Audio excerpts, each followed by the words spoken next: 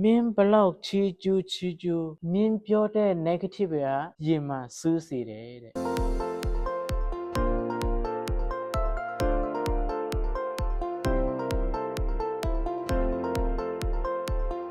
Hello မင်္ဂလာပါ TMC ဒါမှမဟုတ် Tamai City ဆိုတဲ့ YouTube channel ကနေပြီးတော့တဖန်ပြန်လဲကြိုဆိုပါရယ်အဲ့တော့ဒီနေ့ကဘာအကြောင်းဆွေးနွေးချင်တာလဲဆိုတော့ဦးဇင်းတို့လူငယ်တယောက်အနေနဲ့နေ့စဉ်နေ့တိုင်းတတိမထားပဲဒါမှမဟုတ်ကိုယ်မှာရှိတဲ့ခွန်အားထက်နှစ်ဆပို့ပြီးတော့မှ pressure တွေများနေတဲ့လူငယ်တွေဒါမှမဟုတ်အလုပ်ထဲမှာကိုယ့်ရဲ့လုပ်ငန်းတစ်ခုခုအပေါ်မှာ pressure တွေများနေပဲဖြစ်ဖြစ်အပေါင်းတင်းတွေကြားထဲမှာစိတ်မတက်မတာတွေပဲဖြစ်ဖြစ်ဒီအရာတွေဖြစ်ပေါ်လာတဲ့အကြောင်းရင်းကဘာလဲဆိုတော့ဘာဖြစ်လို့ကြိုတင်မတွေးဘူးလို့ပြောရတယ်လဲဆိုတော့သူက surprise ဖြစ်တာပေါ့လေ surprise ဖြစ်တယ်ဆိုတာကအဲ့ဒီ surprise အပေါ်မှာဘာနဲ့တွားတူနေလဲဆိုတော့ကိုကတတိမထားဘဲနဲ့တကားပေါက်ထဲဝင်ရမဲ့အချိန်မှာလူတစုံတယောက်ကအဲ့ဒီတောင်နေရာမှာပုံထားပြီးတော့မှတွေ့မယ်ဆိုရင်ရုတ်တရက်နဲ့ဆိုလန့်မှာပေါ့ကိုမမတွေးထားတာအဲ့ဒီကြားထဲမှာလူတယောက်ရှိမယ်ဆိုတာကိုမမတွေးထားတာအဲ့ဒီပြဿနာလဲထိုနည်းတူစွာပါပဲထိုနည်းတူစွာပါပဲကိုကြိုတင်မတွေးထားလို့ဖြစ်လာတဲ့ပြဿနာကရုတ်တရက်မလို့လေ pressure ဖြစ်မျက်နှာစင်းဆိုင်တွေ့ရတဲ့ချိန်မှာဦးစင်းတို့လူငယ်တွေအတွက်ဒါပြဿနာဖြစ်စေတာပေါ့လေကြိုတင်တွေးထားတာနဲ့မတွေးထားနိုင်တဲ့ဘာကွာလဲဆိုတော့ရှိတယ်လို့ထင်ထားရင်ရှိတယ်လို့ကြိုတင်တွေးထားရင်မျက်နှာစင်းဆိုင်တွေ့တဲ့ခါမှာလဲ surprise မဖြစ်တော့ဘူးပေါ့ဘာဖြစ်လို့လဲကိုယ့်ရဲ့စိတ်ထဲမှာဒါရှိနိုင်တယ်ဒီလိုလုပ်ရင်ပြဿနာကဒီလိုတစုံတရာတွေ့နိုင်မယ်လူအတိုင်းဝိုင်းဆိုရင်လဲဒီလိုလုပ်ရင်တစုံတရာတစ်ခုတော့ရှိမှာပဲဆိုတော့အသွေးကကိုယ့်ရဲ့အကောင်းထဲမှာရှိနေပြီးသားမလို့ပါအဲ့ဒါကြောင့်မလို့ကြိုတင်တွေးထားတာနဲ့ကြိုတင်မတွေးတာနဲ့ဖြစ်လာတဲ့ emotional အရန်ခွာခြားမှုရှိပါတယ်အဲ့ဦးဇင်းဒီနေ့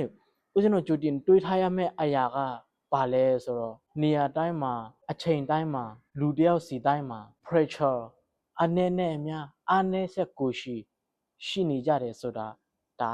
ပရမတ်တစ်ချက်တည်ထားရမှာပါအဲ့ဒီအပေါင်းတင်းဆက်ဆံရေးတစ်ခုမှာပေါင်းတယ်လို့ထင်ပြီးတော့မှပေါင်းခဲ့တာဒါပေမဲ့ကိုယ့်အတွက်ဆွမ်းနာပြောသူ surprise တွေပဲဖြစ်နေတယ်အဲ့ဒီ surprise က positive မဟုတ် negative surprise ဖြစ်နေတယ်ဒါနေရာတိုင်းအချိန်တိုင်းလူတိုင်းမှာတတိထားမဲ့နောက်ထပ်ဒုတိယတစ်ချက်အဲ့တော့နောက်ထပ်ဒါတရတစ်ချက်ကဘာလဲဆိုတော့ကိုကအဲ့လိုတွေးလိုက်လို့ရှိရင်နေရာတိုင်းမှာလူတိုင်းမှာကဲရဲ့မဲ့လူရောအကောင်းမြင်တဲ့လူရောနှောနေတဲ့ဆိုတဲ့အတွေးတွေကြိုတင်ပြင်ဆင်ထားတယ်ဆိုရင်တကယ်မဲ့နှဆင်းဆိုင်တွေ့ရမဲ့အခါဆိုရင်အဲ့လောက်ထိ pressure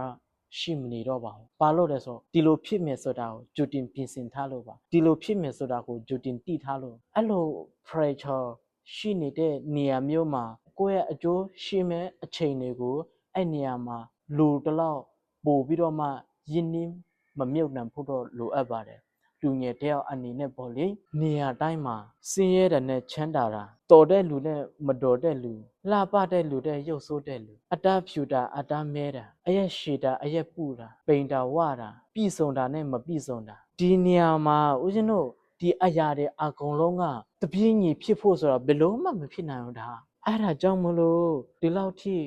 ကွဲပြားခြားနားတဲ့လောကရဲ့ထဲမှာပတ်ဝန်းကျင်မှာကိုကတခြားလူစီကို negative ပဲမဖြစ်ပါစေနဲ့ဒီလိုတည်ထားဖို့ရပြီလားဆိုတာမဟုတ်သေးပါဘူးခွန်အားဖြစ်တဲ့စကားတွေဆိုတာက motivation ပေါ့လေအဲ့ဒီ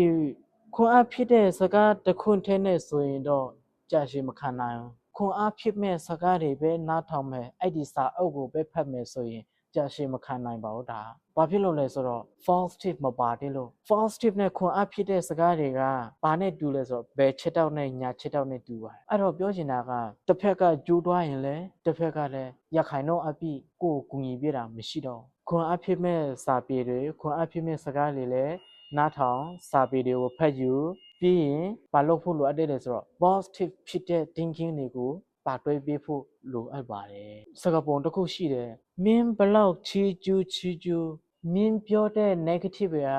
ရင်မှာစူးစေတယ်တဲ့အဲ့တော့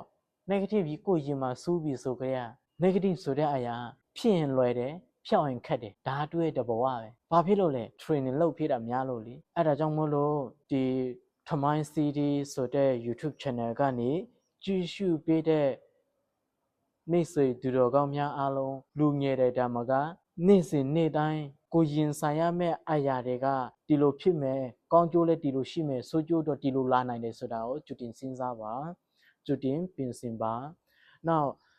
နေရာအကလုံးမှာတပြင်းညီဖြစ်ဖို့ဆိုတာလည်းမဖြစ်နိုင်ဘူးနောက်ဒါတရားတစ်ချက်အနေနဲ့ကြတော့ကိုယ့်ရဲ့ခွန်အားဖြစ်မဲ့စာပေတွေနဲ့အတူခွန်အားပြမဲ့စကားတွေနဲ့အတူ positive thinking ကိုလည်းနေ့စဉ်နေ့တိုင်းများများလေ့ကျင့်ပေးပါလို့ပြောရင်းညီကုန်းချုပ်လိုပါတယ်အဲ့ဒါကြောင့်မို့လို့ဒီ YouTube channel ထဲကနေပြီးတော့မှမေးမြန်းလို့တစ်ခုရှိတယ်ဆိုရင်တော့ comment နဲ့အတူရေးသွားလို့ရပါတယ်ကျေးဇူးအများကြီးတင်ပါတယ်